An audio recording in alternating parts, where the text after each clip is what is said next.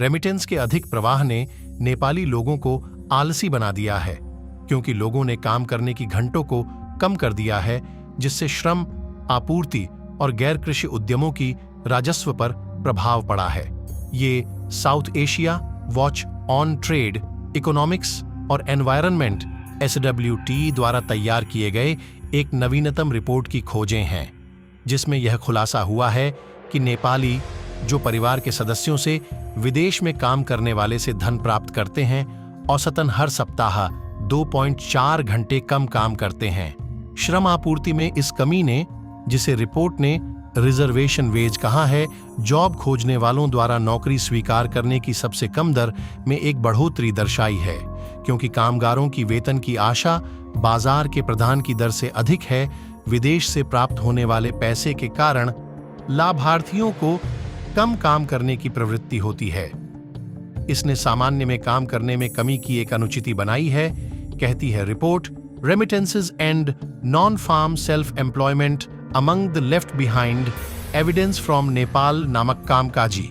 पिछले आर्थिक वर्ष में नेपाल ने औपचारिक माध्यम से 859.3 अरब रुपए की रेमिटेंस प्राप्त की थी।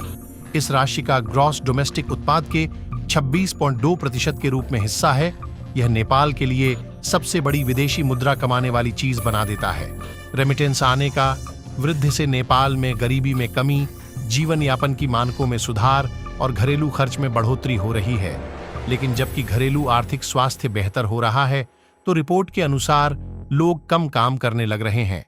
औसतन आर्थिक रूप से सक्रिय नेपाली हर सप्ताह 40 घंटे काम करते हैं, जिसमें घरेलू काम जैसे विस्तारित आर्थिक गतिविधियों पर समय बिताना शामिल है। सैलरी रोजगार में यह सबसे ज्यादा घंटे हैं, जिसका अनुसरण गैर कृषि आत्मरोजगार, कृषि आत्मरोजगार और विस्तारित आर्थिक गतिविधियों के द्वारा किया जाता है। लेकिन उन घरों में जहां रेमिटेंस आवृत्ति दोगुन हो रही है, रिपोर्ट के अनुसार महिलाओं की गैर कृषि आत्मरोजगार में साप्ताहिक औसतन 3.6 घंटे कम हो रही है। इसके अलावा जिन महिलाओं ने मुख्य आर्थिक गतिविधियों में कम समय बिताने का फैसला किया है, वे घरेलू कामों जैसे लकड़ी के संग्रहण और पानी लाने में औसतन अधिक समय बिता रही हैं, इस रिपोर्ट का कहना है। इसके बावजूद उनके कुल काम करने के घंटे बढ़े नहीं हैं, कहती है रिपोर्ट। इसका मतलब है कि मुख्य आर्थिक गतिविधियों में कृषि और गैर कृषि मजदूरी और कृषि और गैर कृषि आत्मरोजगार में हुई कमी को घरेलू कामों में बिताए गए अतिरिक्त समय ने पूरा नहीं किया है। लेकिन यह सच है कि श्रमिकों के द्वारा छोड़े गए नेपाली द्वारा काम करने के कमी के कारण ही नहीं, औरतें ही नहीं, मर्जी हैं। रिपोर्ट के अनुसार इसका परिणाम स्वरूप उन उद्यमों की आय में कमी हुई है जो घरों द्वारा चलाए जा रहे हैं, जिन्होंने रेमिटेंस में 10% की बढ़ोतरी देखी थी। रिपोर्ट के अनुसार इससे इन उद्यमों की सकल राजस्व में औसतन 0.5% की कमी हो रही है। यह दिखाता है कि रेमिटेंसेस, जिन्हें वित्त पहुंचाने और आरण या लिक्विडिटी की परेशानियों को आसान बनाने का कारण माना गया था, लाभार्थियों को व्यापार बढ़ाने के लिए प्रेरित करने में सफल नहीं हो रहे हैं, जिससे नई रोजगार के अवसरों का सृष्टि करने की प्रक्रिया पर प्रभाव पड़ रहा है। इससे यह सिद्ध होता है कि विदेश नौकरी के लिए निकले नेपाली द्वारा बनाए गए श्रम बाजार की कमी पूरी नहीं हुई है। यदि यह ऐसा जारी रहता है, तो नेपाल को उद्यमिता को बढ़ावा देने में सक्षम नहीं हो सकता है, ताकि घरेलू उत्पादन कमे वृद्धि करने के लिए।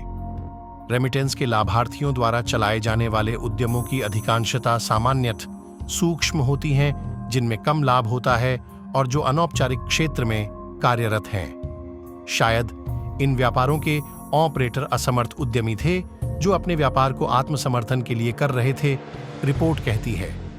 ऐसा होता कि यदि वेतनित नौकरियों का पर्याप्त आपूर्ति होती, तो ये उद्यमी स्वतंत्र रोजगार की बजाय सैलरीड जॉब का चयन करते।